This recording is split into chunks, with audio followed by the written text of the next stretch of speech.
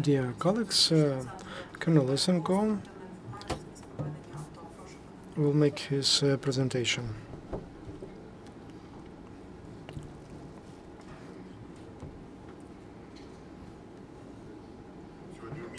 Today in Minsk, President of Ukraine had a meeting with the President of Kazakhstan Nursultan Nazarbayev, and the President of Belarus, Alexander Lukashenko.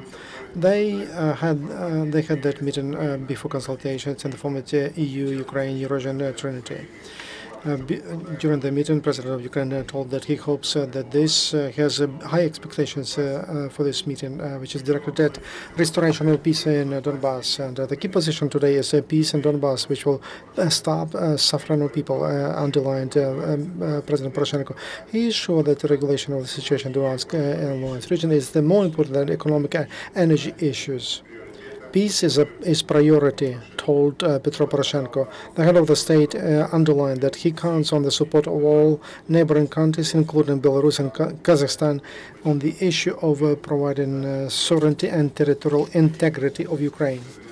President Poroshenko called Russia, Belarus, and Kazakhstan to support his peaceful plan of regulation of the situation in Donbass. I'm convinced that this plan can work even today. It's the only possible instrument to stop bloodshed and to reconstruct Donbass. Because of that, I call all the participants of this meeting to consider this plan and to take it as the main to regulate the situation in Donbass. At the background of planned negotiations, and we don't observe reduction of Russian support and the movement of military forces near the territory of Ukraine. We observe 100 units of military heavy equipment, including tanks, trucks, ground systems, and the Secretary of Defense, the U.S. Defense, Stephen Warren, told that Russia continues to provide to Donbass a lot of heavy military equipment and continues to shell Ukrainian positions. And I can confirm that there were lots of Russian heavy equipment, including tanks,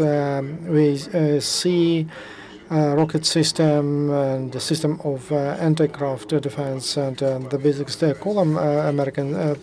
Americans observed more than 2 weeks ago had more than 100 units of equipment, among which there were tanks. And at the date of Pentagon, Russia was shelling Ukrainian territory from artillery and missile system. Those facts confirm that Russia declares one thing and does something different, and that is worrisome. We call Russians to stop supporting separatists in Ukraine, to start working for peaceful regulation of the conflict, told the representative of Pentagon.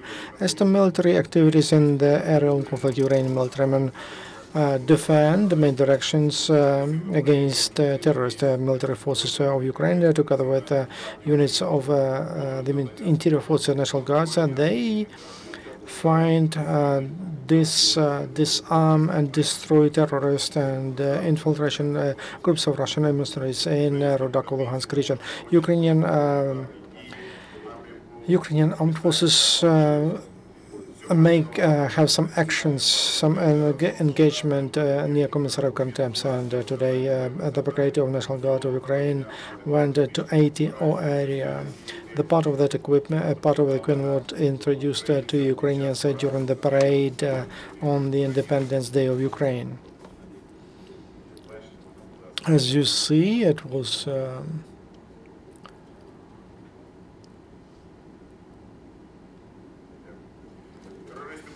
terrorists continue shelling 11 districts of the cities. Because of that, in Petrovsk district of Donetsk, 3 civilians died. Buildings were destroyed in Kiev district as a result of engagement terrorists. As a result of those shelling, there is no water for Stefanov, Bryanka, Petromozhovsk, and Peromazk, and Trovsk, and Luhansk region. Because of that, it's very difficult to deliver water to eastern part of the region. On the border of ATO, state service emergency opened 7 transit points for people who leave the area of combat activities, and each for 7,400 people in Donetsk region, that is near Krasnoarmeysk, Volnovakh-Mariupol region, it's near Svatovo, Lysychansk, and Shatsk. Dnipropetrovsk, it's Orly, Pokrovsky district. In Slovyansk, military from the first United Unit of States Special Service of Transportation from Lviv, and they renovate schools and they replace windows, and they work 24 hours, and they are planning to finish by the 1st of September for kids have the place where to study. In general, during anti-terrorist operation, more than 280 schools in Donetsk and Luhansk regions were destroyed, and 168 of them were in Donetsk region. They also defend from terrorist activities 10 strategically important facilities, and also 2 bridges in Donetsk region because terrorists mine and destroy transportation infrastructure. As to international support, the U.S. ambassador in Ukraine, Jeffrey Point, told that intrusion of Russian tanks and heavy equipment prove the new counter attacks, new columns of Russian tanks and heavy equipment. They show that counter advancement has begun, and that's why the U.S. is concerned with the plans of Russia to send 1 more humanitarian convoy to the east of Ukraine. And Jennifer Psaki told that there is a lot of unknown in the case of the first Russian humanitarian convoy. We don't know what Russia took to Ukraine, who came to Ukraine, and what they took back. We know that Russia sent a convoy of more than 200 trucks without the permission of the Ukrainian government. We know that Russia provides equipment and sends its stuff and materials, and it's not clear whether all trucks and drivers left Ukraine. She underlined that the U.S. supports humanitarian assistance to residents of Donbass, but that should be done through international Red Cross with agreement of Ukrainian authorities, but not a country aggressor. This is all information I have for you, and now your questions, please. What's the situation in Donetsk? Because the city council reports that there are explosions downtown, and Deputy Ilovaisk, the commander of Donbass battalion, asks to set up a humanitarian corridor to take wounded soldiers. Is there information about that? At Donetsk, the gunmen don't stop shelling residential areas, and there are counter-attacks in the suburbs. Gunmen are trying to break the ring around the city.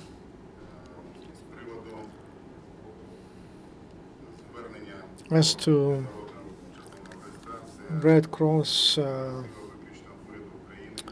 appeal, that's a prerogative of the government of Ukraine. If the decision is taken or about a special corridor, then it will be set up. But the wounded soldiers will be taken out even without that, and no doubt about that.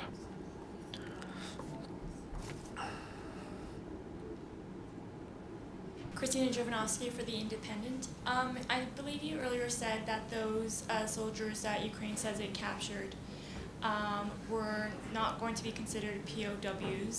Could you just explain why not? З приводу захоплених. I'm sorry, what soldiers do you mean exactly? The 10 the Russian soldiers that were captured with shot today. Сьогодні відео, яке ви показували, про 10 російських десантників, які були захоплені. And the question was? I believe earlier he said they would not be considered POWs, prisoners of war. If so,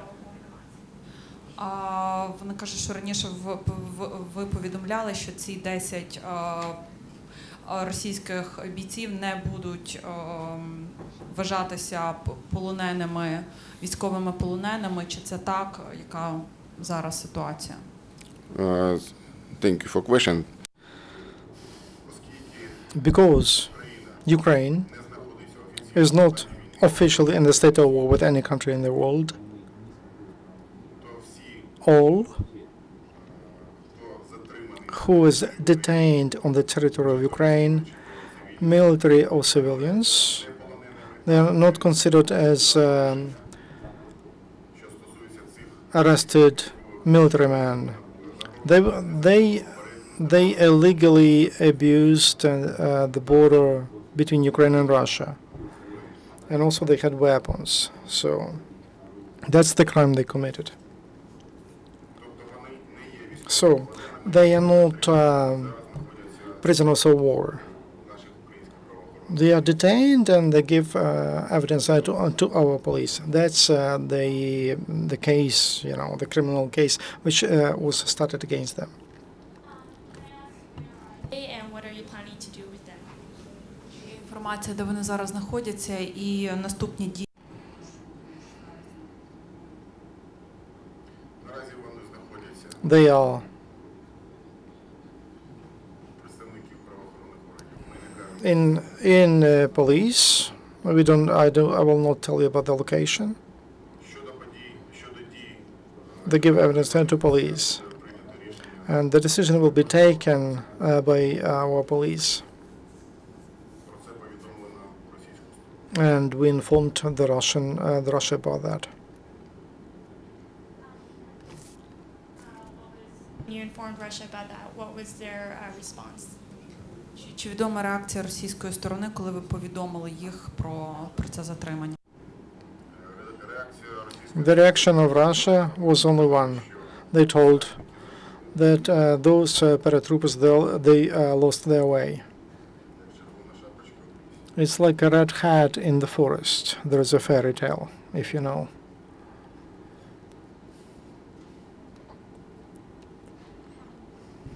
Last question. What was the purpose of releasing those videos that you posted on Facebook? Those videos of the detained soldiers. Who posted the videos on the Facebook? ATO, and then this morning one video was shown at the press conference of the soldiers. З якою метою були опубліковані відео про затримання на сторінці антитерористичної операції у Фейсбуці?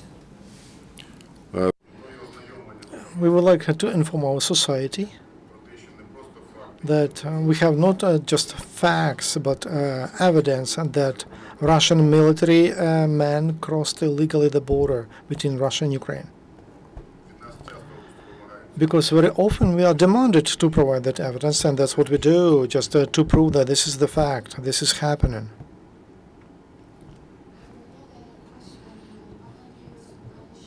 One more question about Ilovaisk. Could you explain how soon the wounded will be taken?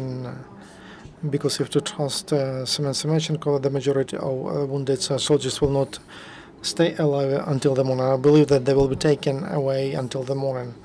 How? Is there a plan? Is there a schedule?